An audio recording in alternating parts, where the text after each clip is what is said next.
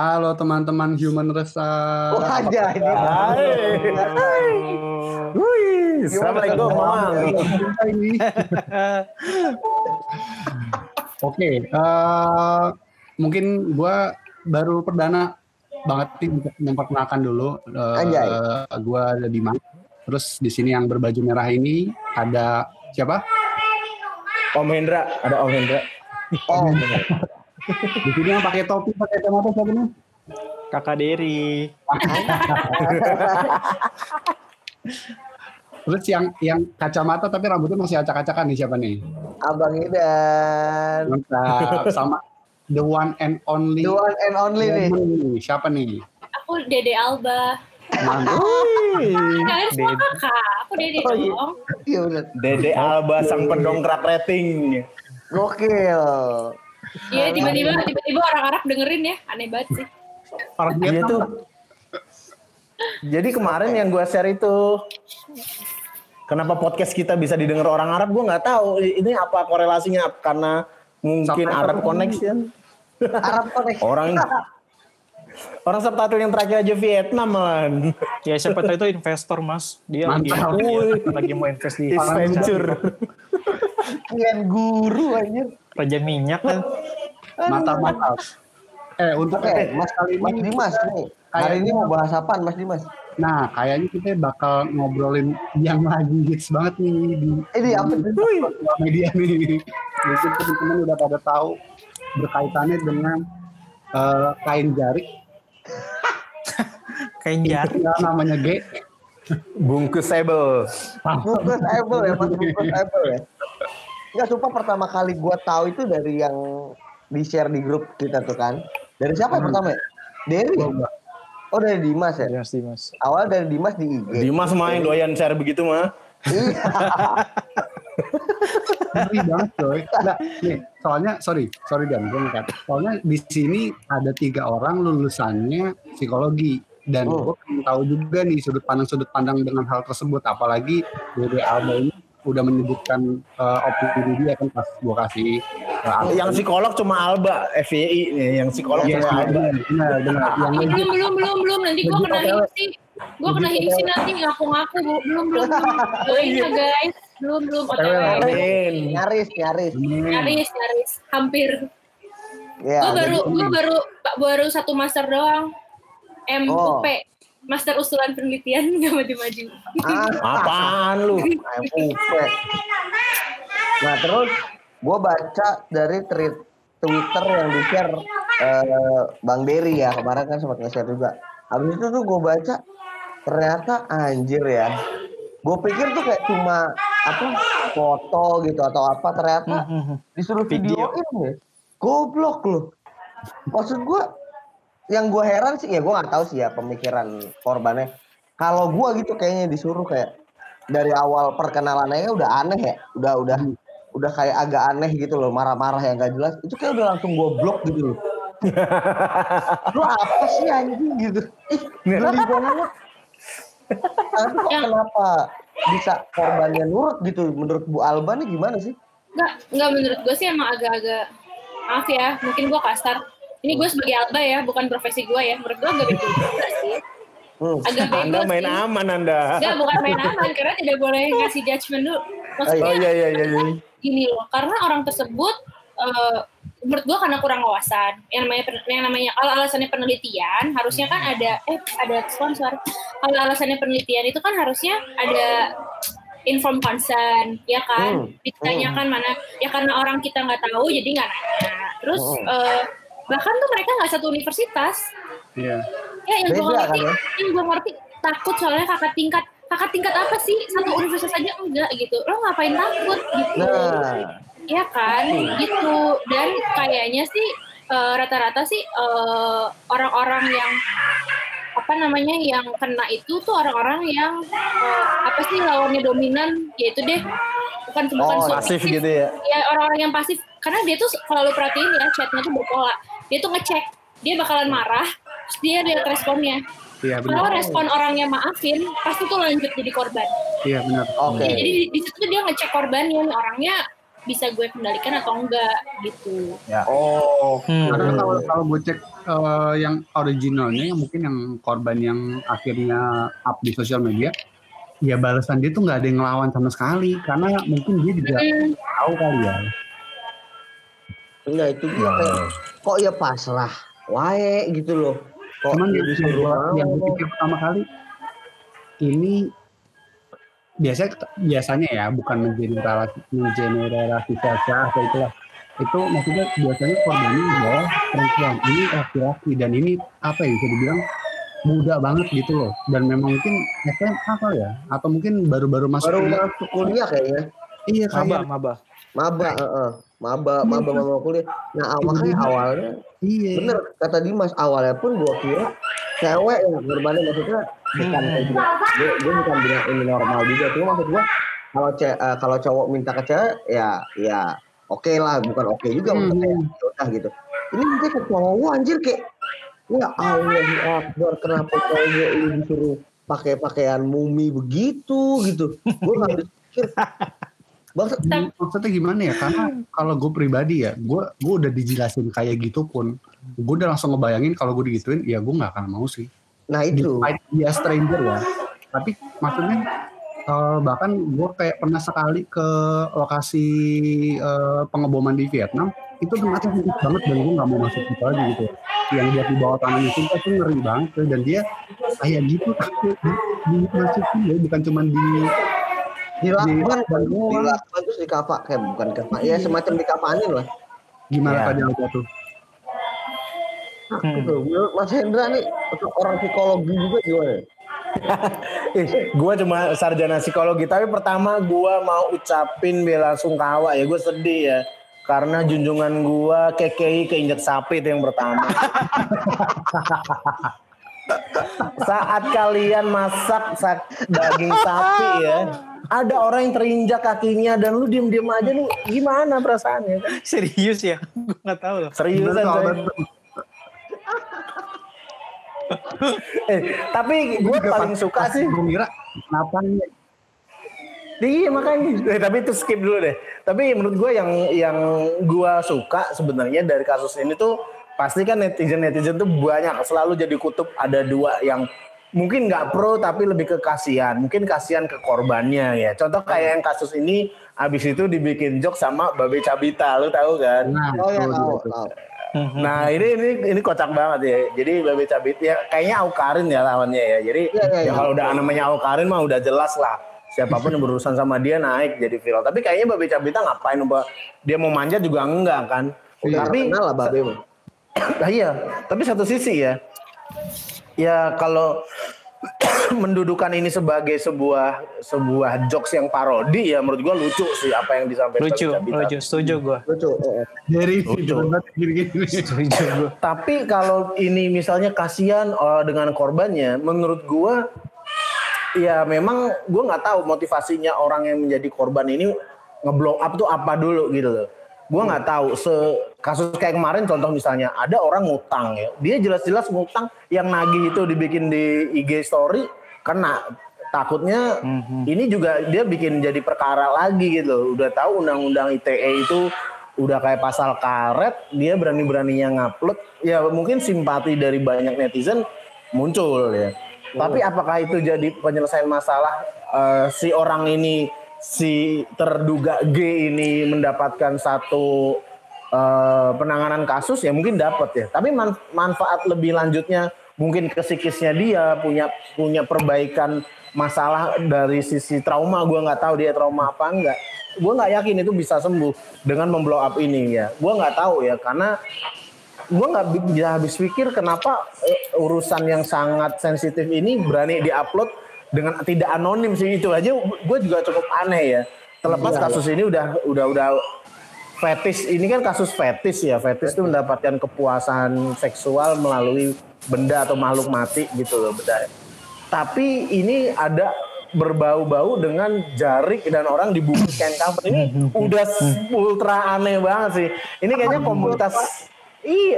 komunitas batik juga pasti harusnya bikin demo ya.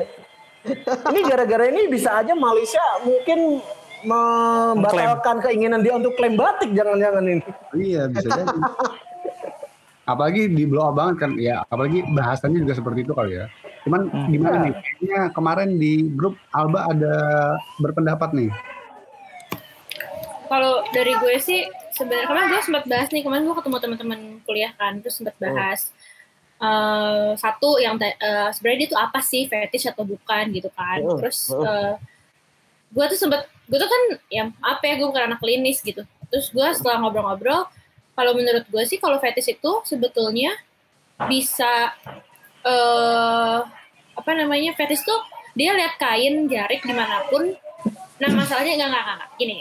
Tarik mundurnya adalah kita belum tahu itu foto dan video digunakan buat apa, belum ada proofnya, ya kan. Nah akhirnya nggak bisa kita ngejudge dia kenapa, ya kan. Nah kalau fetish sendiri gue nggak tahu sih apakah fetish itu ada kepuasan lain selain seksual. Kalau hanya spesifik seksual berarti nggak bisa dibilang fetish juga gitu. Maksudnya kalau cuma sekedar puas ya udah gue puas gitu, tapi bukan kepuasan seksual, kan kepuasan itu udah banyak ya.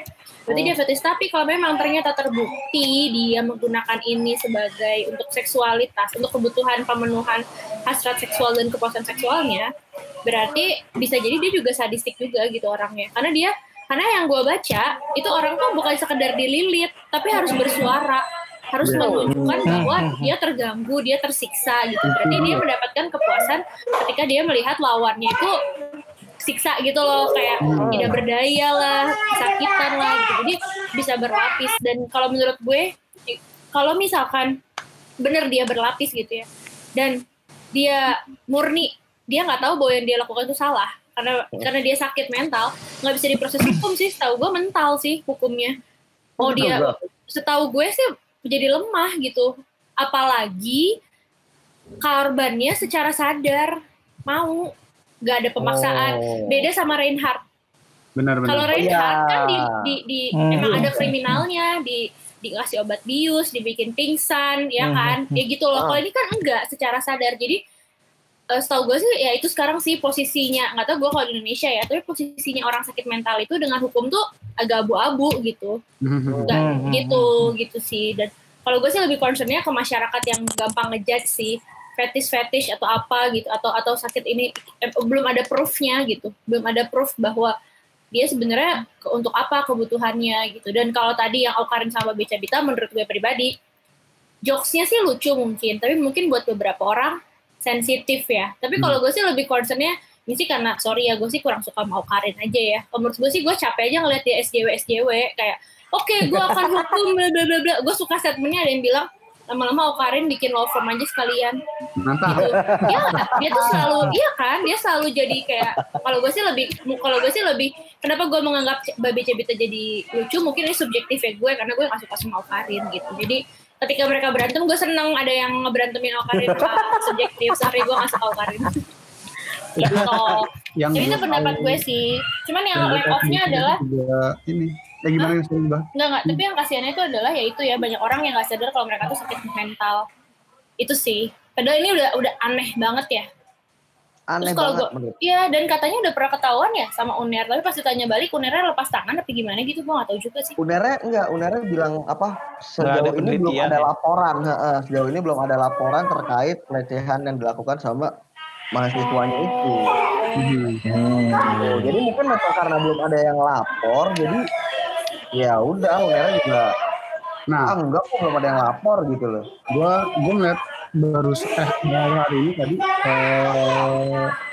UNER-nya bilang kalau nggak salah tuh nge-statement kalau ada korban yang memang merasa seperti itu harap lapor. Jadi kayaknya mau dibuat penelitian dulu nih bener atau enggaknya tuh.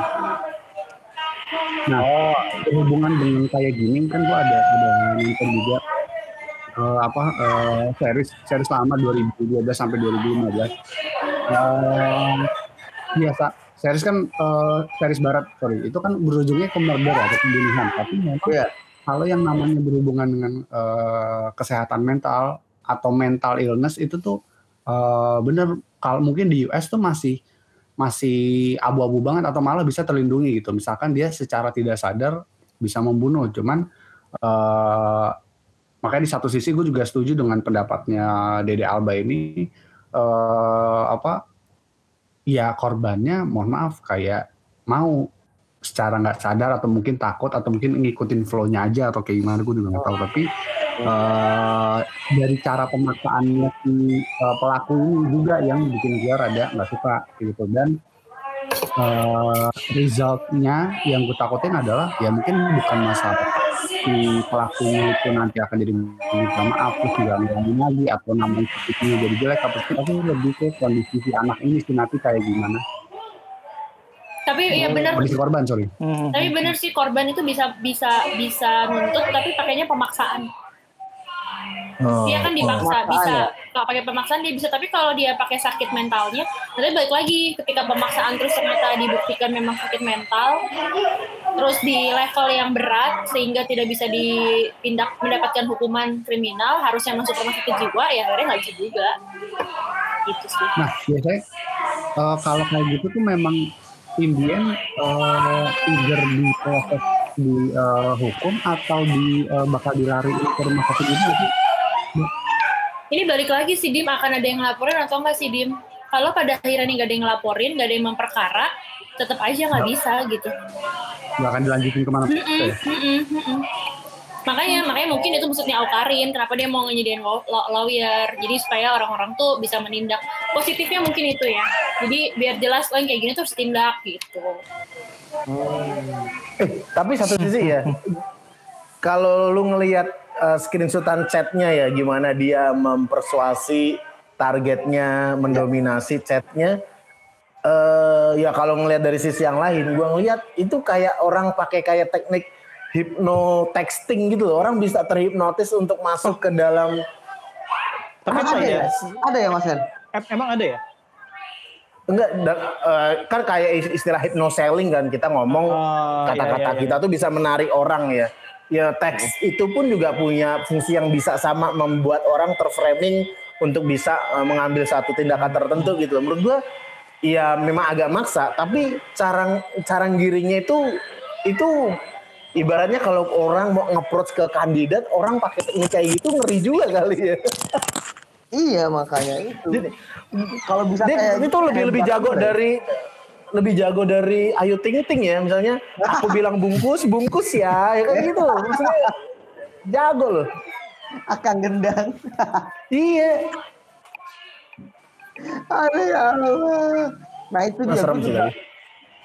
Itu serem Pak. Maksudnya kayak apa ya, kayak lu kok apa ya? Enggak tuh, dan gue pikir itu korbannya kayak cuma ya 1-2 orang gitu kan ya. Ternyata banyak anjir. Yang kena gitu makanya kemudian ternyata nggak cuma 1-2 orang, ternyata banyak banget. Dan cara si pelaku ini mendekati korban sama gitu, polanya tuh benar-benar sama gitu. Ya mungkin salah satunya si korban yang akhirnya berani speak up ya supaya mencegah korban-korban lain supaya nggak ada kejadian kayak gitu ya. Dan dia pede banget dengan menyebutkan dia dari kampus mana, angkatan berapa gitu. Itu kok yang gue pikir kok lu ya berani gitu. Apa lu nggak buat ke-gap gitu, apalagi lu nyebut nama kampus ya guys sih. Iya. Tapi mungkin kan ekspektasinya dia pertama kali reach ke korban kan, korban nggak tahu gitu misalnya sebenarnya tuh dia tuh bakal jadi target fetishnya dia gitu sih kalau menurut gue. Jadi ya dia juga nggak kepikiran kalau dia bakal ketahuan juga, makanya dia berani kayak share kampusnya di mana gitu sih kalau menurut gue sih. Benar. Maka kayak ini emang bener penelitian doang nih, berarti kayak gitu kan. Iya. Dan dia juga nggak nyangka. Anjir itu epic banget itu. Gue baru tahu gue ada kayak gitu. Dan ternyata lihat gak sih yang di Twitter itu, kan gue baca sampai bawah karena gue kepo nih gimana sih sebenarnya gitu. Ternyata ada satu orang netizen yang nyari di Twitter atau di mana gue lupa. Ternyata ada loh akun Twitter yang khusus kayak gitu. Anjir. Gimana? Coba di googling cari. Ibaratnya ada beberapa akun Twitter yang memang komunitas apa? Kain jarik itulah. Jadi apa lu? Serius. Di Twitter yang di Bang Dery share kan gue baca bener-bener sampai bawah gitu. Gue kepo kan. Dan itu ternyata ada orang yang nyari, salah satu netizen, gue lupa namanya siapa, netizen itu nyari di Twitter.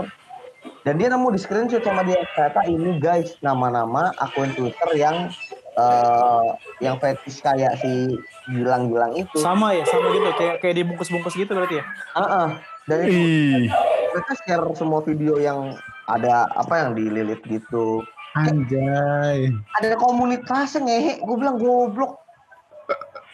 Komunitas Sanmori ki, ini komunitas kayak anjing gue bilang. Goblok itu ada loh ternyata ya. Mungkin penyakit apa gimana gue nggak ngerti ya. Kayak yang mereka bahas antar grup ya udahlah. Cuman sampai akhirnya itu ketahuan ke blow up di sosial media atau mungkin orang-orang awam. Kita mikir jadi kayak kok ada ya komunitas kayak gitu. Iya banget. Kita mikir jadi kok ya ada orang begitu. Kalau pencinta lakban sama pencinta batik nggak apa-apa deh. Masalahnya itu Gilang satu aja udah bikin kita heran gitu kan. Ini komunitas banyak. Ada komunitas aja. Satu orangnya udah bikin, hah? Ada orang kayak gitu ya? Gitu. Iya kayak lu yang bener aja lu gitu loh. Makanya. Tapi ya, gue masih ingat waktu gue kuliah, pas bikin skripsi itu kan kadang kan kita bikin penelitian nih. Yang memang penelitian ini memang terkait dengan akademik nih, seriusan. Cuma dapetin responden itu juga kadang tuh memang susah sih. Gue pribadi ya, kalau misalnya di psikologi ya, misalnya nyari buat tester anak-anak nih untuk tes IQ. Beneran nyari real anak-anak dengan usia tertentu kan. Gue nggak tahu orang ini backgroundnya pendidikannya apa sih, gue jadi nggak ngeh. Cuma gue appreciate sih. Kalau nggak salah gue pelaku ini gue nggak tahu jurusannya, tapi dia di Fakultas Ilmu Bahasa FIB kalau gue nggak salah. Iya. Nggak jelas jurusannya apa. Bungkus-membungkus. Susah loh. Iya. Cari responden tuh susah. Kayak terakhir nih gue bantuin ya temen gue skripsi gue bantuin penelitiannya.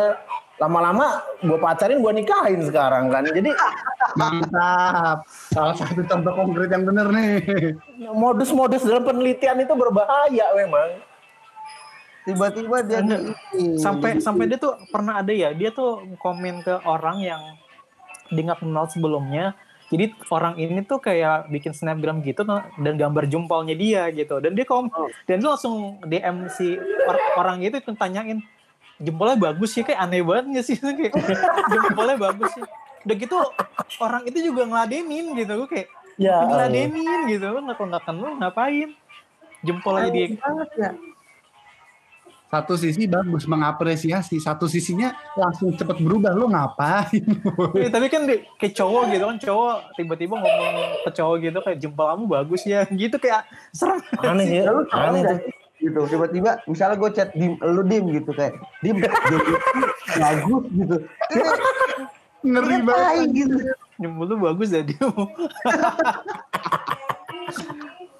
anjir buruan nggak aku vertigo nih Jie. Iya. Nah cuman ada kan gue kurang tahu masih di korban yang sama atau enggak. Gue mulai gedeknya adalah di saat si pelaku nge-copy paste coy, nge-copy paste chat yang sama berulang kali. Gue kayak apaan ini orang gak jelas. Yang mana sih? Fokus ya. Ada yang dia dijelasin kayak pokoknya kalau nggak salah pakai bahasa Jawa deh atau bahasa Indonesia gitu. Emang maksud chat kakak kurang jelas apa lagi yang di atas, makanya di copy paste. Gue kayak terus gue jujur kalau itu udah goblok sih, gue udah bodo amat. Kayak iya yang gue bilang kenapa masih diladenin gitu ya. Iya kayak gue kurang tahu, again bukan untuk mengurangi rasa hormat atau apa segala macam, tapi kayak misalkan kalau perempuan kan takutnya adalah mudah mudah modusin lah, atau bisa dibilang kayak gitu. Kalau ada yang susah bagus banget gitu. Cuman ini laki-laki digituin. Ya kalau gue sih dari beberapa chat awal aja kalau emang dia udah nggak jelas apa segala macam, gue udah bodo amat. Nah mungkin ini kan kita ngomonginnya orang lain ya, atau mungkin juga masih maba atau yang belum pernah tahu lah kejadian kayak gitu. Masih polos gitu kan ya. I mean dari itu desa mana. Maba buat ngikutin proses dideketinnya kayak gitu selama itu aja menurut gue udah cukup jadi tanda tanya juga sih, kayak kok lu betah dan mau gitu loh digituin sama orang. Enggak. Tapi anehnya itu dia bisa guide kedua korban sekaligus, menurut gue aneh sih. Maksudnya itu. Kayak pertama kan dia nggak guide si A nih, nanti si A nih itu misalnya cerita ke temennya mau gitu dibungkus juga. Itu aneh banget guys. Gue kalau jadi temen pasti bilangin, lu ngapain sih anjing, mau aja gitu. Gitu itu aneh. Udah lo seplak kepalanya ya. Goblok gue gituin gitu. Bener Kasian banget ya, mungkin awalnya gue masih kayak ya udah dibungkus jari apa segala macam, oke, mau tahu bla bla bla segala macam. Cuman tadi yang Ama Alba bilang pengen tahu reaksinya kayak gimana, bernafas kayak gimana, yang awalnya cuman ditutupin mulut tapi hidungnya dibuka, tapi sampai akhirnya jadi kayak ditutupin itu, jadi dia tutup. Gue lihat ini satu orang kok mau digituin, satu orangnya kok giniin orang gitu. Itu dia, kok ya bisa gitu. Itu doang sih. Apa dia pakai teknik hipnosis apa yang tadi Mas Hendra bilang gitu kan.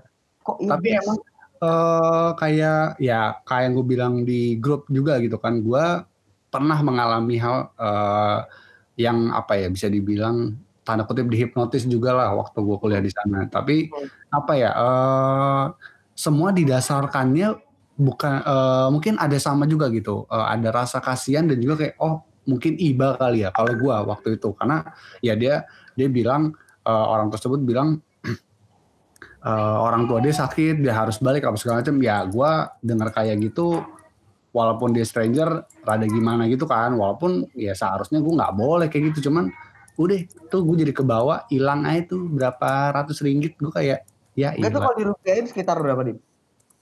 Hampir 2,5 juta lah bang. Kayak enggak, lumayan juga kan tuh buat perantau.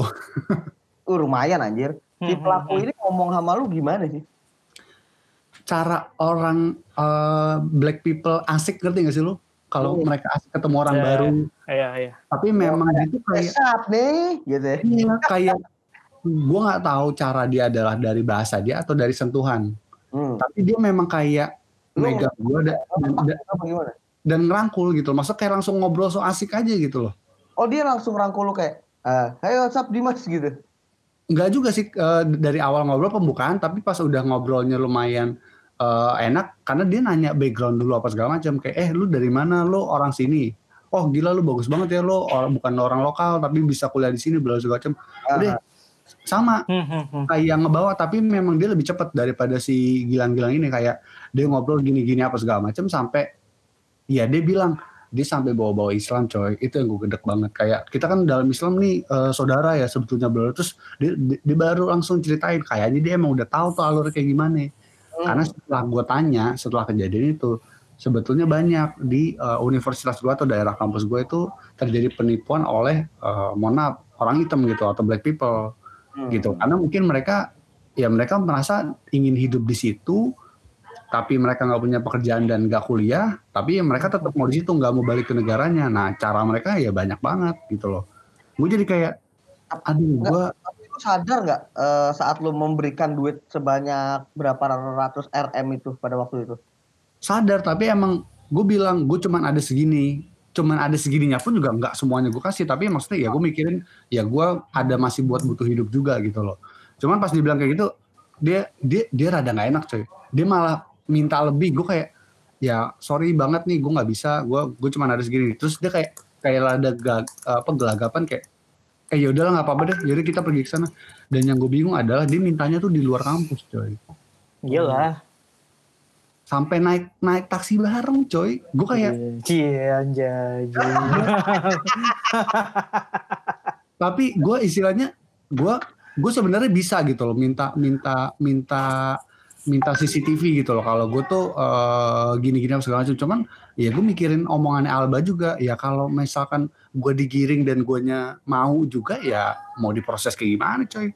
Bener, ibaratnya kayak lo di CCTV lu kayaknya ngasih secara ikhlas aja gitu, bukan yang atau disentuh dengan proses gitu loh.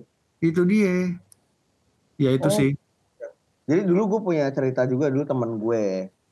Tapi ini bukan masalah bukan masalah duit atau apa. Temen gue waktu itu lagi di Paris. Mantap, aduh Paris lagi. Iya, nah habis itu mereka bertiga waktu temen gue, cuma misah gitu. Pas di arrivalnya pas mereka main mereka misah gitu loh. Foto-foto apa segala macam. Gitu. Kayak namanya cewek lah ya kan. Habis itu temen gue ini didatengin sama ya mohon maaf black people lah gitu ya. Black people di sana. Ya diajak ngobrol apa segala macam. Terus tiba-tiba si black people ini ngomong, "Oh lu tinggal di hotel mana di sini?" kata dia gitu. "Oh di sana," teman gue bilang gitu kan. Ya nggak jauh dari udah itu. kaki lah ibaratnya gitu. Oh gitu, oke, ngobrol-ngobrol segala macam. Pas teman gue mau pulang, kan tadi mereka bertiga. Nah yang temannya 2 orang ini udah pulang duluan. Kayak jadi teman gue karena ngeliat teman gue ini lagi ngobrol sama si black people ini, jadi teman gue ditinggalin lah. Oh yaudah nanti dia pulang duluan. Si black people ini mau nganterin Pak ke hotelnya. Gue anterin ya ke hotel kata dia. Anjay. Wah teman gue nggak mau dong, kayak anjing mau ngapain? Serem banget ya. Gitu. Nah kebetulan hotelnya dia waktu di Paris itu 1 kamar untuk 1 orang karena bener-bener yang kecil banget gitu loh. Ibaratnya hotel paling murah. Budget hotel ya. Budget hotel. Jadi teman gue memang menyewa 1 kamar untuk 1 hotel gitu. Jadi mereka bertiga gitu kan. Akhirnya, oh nggak usah kata teman gue gitu kan. Nggak usah, gue bisa jalan sendiri kok. Kata teman gue gitu. Kata si black people, oh nggak apa-apa. Di sini serem gitu kan. Kan terkenal di sana banyak maling ya kan. Banyak rampok ya. Rampok gitu. Oh nggak apa-apa kok, gue udah biasa jalan sendiri kata teman gue gitu. Enggak maksa gitu loh. Akhirnya karena teman gue takut dia papain, akhirnya teman gue mengiyakan lah gitu karena dia maksa. Oh yaudah ayo. Tapi pikiran teman gue sampai depan hotel, yaudah gitu, nggak usah sampai masuk ke atas lah gitu kan. Jalan, habis sampai hotel, udah nyampe hotel nih. Dia bilang, saya boleh main ke kamar kamu nggak? Ya, anjay, gue bilang. Gede. Kelar kan gue bilang. Terus gue tanya kan, terus lu mau? Gue bilang gitu. Ya enggak lah kata dia gitu. Lu nolaknya gimana? Gue bilang gitu. Kata temen gue bener-bener nolak yang nggak usah, nggak mau gitu kan. Terus si black people ini bilang kayak, tapi gue masih mau ngobrol sama lu gitu kan. Terus akhirnya temen gue bilang, ya udah ngobrolnya di lobi hotel aja gitu loh, kan ada lobinya, ada kursinya gitu kan.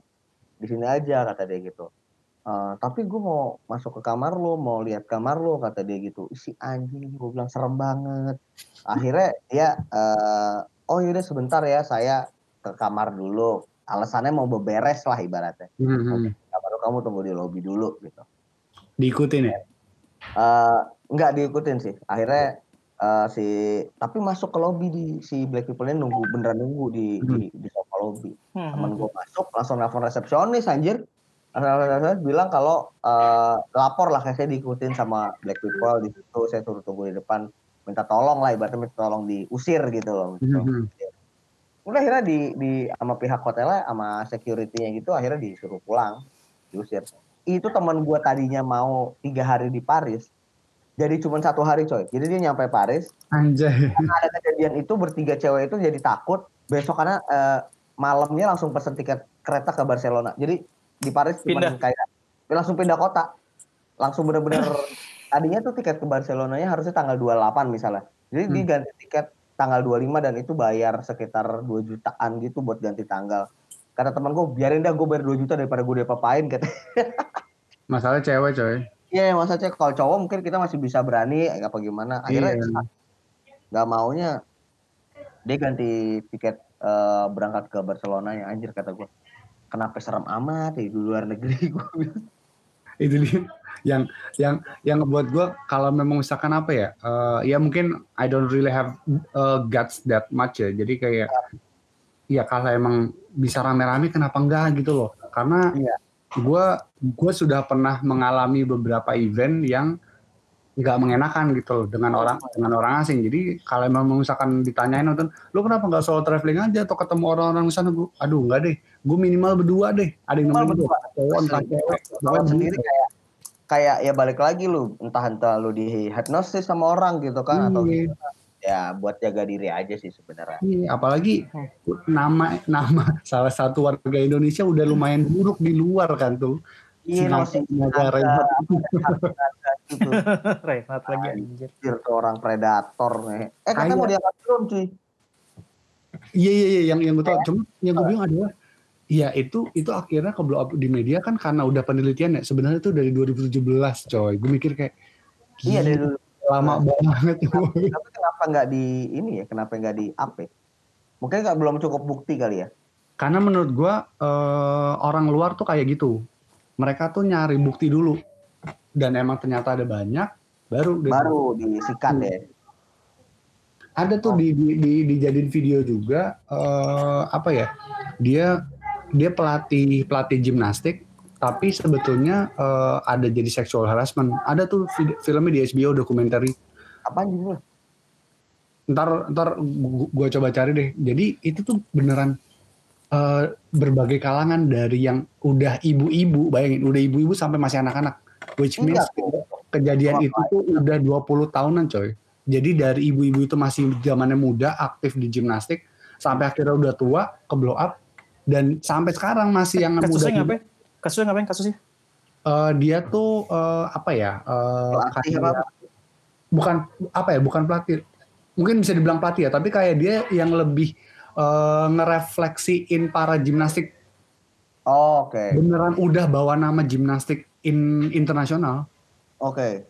Wah, itu sampai badan gimnastik apa segala macam sampai disu sama hukum. Bahwa ada orang kayak gini dan orang ini harus ditindaklanjuti segala macam. Wah, itu beneran semuanya perempuan cerita pada nangis. Korbannya sebanyak itu ya? Sebanyak 100 lebih. Goblok. 20 tahunan. Dan gue gedeknya adalah ini jurinya itu perempuan. Jurinya tuh udah ya maksudnya lu juri udah ada banyak testimoni. Lu harus ngelihat pelaku itu di depan mata lo. Dia aja sampai ngelihat kertas apanya segala macam, kertas legal segala macam, dia sampai males. Jadi lo merasa diri lo apa? Dia masih bilang gue nggak bersalah. Wah, hancur itu. Goblok. Gila. Lo harus kasih tahu judulnya. Gue mau nonton fix. Gue penasaran. Nanti gue coba cari deh. Sumpah itu lo ngeliat gue nggak nonton full. Gue nonton kalau nggak salah dari seperempat sampai akhir, bukan dari awal sampai akhir. Itu beneran gue merhatiin, tapi suasana hati gue juga jadi kayak itu banget, kasihan banget. Jadi emosi, kasihan gitu ya? Iya, dan puncaknya adalah dia masih bilang gue nggak bersalah. Wah anjing, pengen gue takol anjing. Emang alasannya dia apa nggak bersalah? Ya karena dia merasa itu hal yang wajar. Karena dia memang harus melenturkan badan. Kalau memang abis latihan dia harus ngelurusin apa segala macam. Itu part of his job lah bisa dibilang. Ya menurut lo aja orang gimnastik apa segala macam sampai dia masukin jari dia ke iya, gue kayak emang itu salah satu prosedurnya ya. Ya mereka kan aneh kayak. Iya.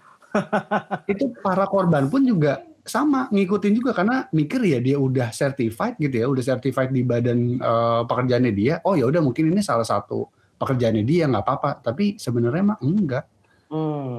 Oke. Jadi dia menyalahgunakan certified-nya itu ya untuk melakukan aksinya.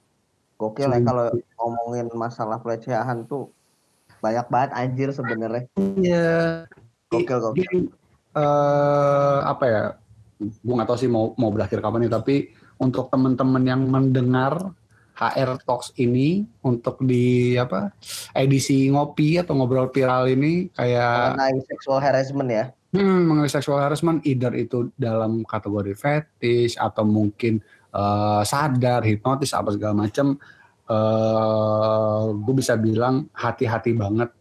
Dulu istilah ini sudah muncul sebelum sosial media ada. Betul. Sekarang sosial media udah ada, which means Di satu sisi korban bisa nge-blow up semudah itu, tapi di satu sisi juga pelaku bisa sepinter itu untuk bikin plot twist gitu loh. Di plot twist mencari korban lah, bisa dibilang kayak gitu. Kayak ya itu si Gilang dari ngobrolin apa segala macam, si korban langsung bilang, oh nanti coba saya tanyain teman saya, dia udah langsung tuh nge-approach temennya juga tuh. Dari ibaratnya yang mau dapat 1 ternyata malah dapat 2-3 ya. Iya, gitu loh. Apalagi yang lo bilang dan tadi ternyata ada komunitasnya di Twitter. Ada cuy. Itu ngeri banget sih. Hati-hati banget lah ya dalam bersosial media. Nggak cuma di jalan atau di kehidupan nyata, tapi di sosial media juga harus hati-hati gitu, aware gitu sama orang stranger yang tiba-tiba hubungin lo nggak jelas gitu ya. Iya. Ya jadi kalau misalkan mengalami hal kayak gitu, baiknya memang cerita kenapa bisa sampai kayak gitu. Kalau memang misalkan nggak bisa sampai dibawa ke badan hukum apa segala macam, ya mungkin di satu sisi rugi, tapi di satu sisi juga dipertanyakan lagi apakah itu perlu atau enggak, kayak gitu sih. Karena ya namanya netizen kan semudah itu ngetik ya. Lu mau di satu sisi, cuman yang si ada yang komen, kalian nggak kasihan apa Gilang apa segala macam, terus dia langsung jawab, gue sih enggak, bakal aja Yoso. Gue juga kayaknya kalau itu gue nggak kasihan, gue anjing. gue sempat mikir ini SJW atau apa sih? Ternyata abis bilang gue sih enggak. Oh itu berarti. Gue sih enggak. Tai. Oke, ternyata kita udah ngobrol lama banget ya, Dim. Udah lumayan lama nih. Udah hampir sejam kita ngobrol. Sudah ada 2 orang yang berguguran ya. Iya, kayaknya kita tutup aja Dim episode kali ini. Nanti kita lanjut di next episode untuk ngebahas. Insya Allah next episode itu kita ngebahas masalah tentang pendidikan. Ini ya. Iya, tentang ya. S1, S2 dan karir gitu. Berhubungan dengan pendidikan dan karir. Betul. Silakan Mas Dimas ditutup, Mas Dimas. Oke, thank you banget buat teman-teman yang dengerin, dan tadi Om Hendra, De Alba, KD dengan Abang Wildan, terima kasih banyak sudah memberikan waktunya. Thank you. Semoga kita bisa memberikan info atau menghadirkan sesuatu yang viral lagi di episode selanjutnya. Thank you guys. Thank you guys. Bye. Bye.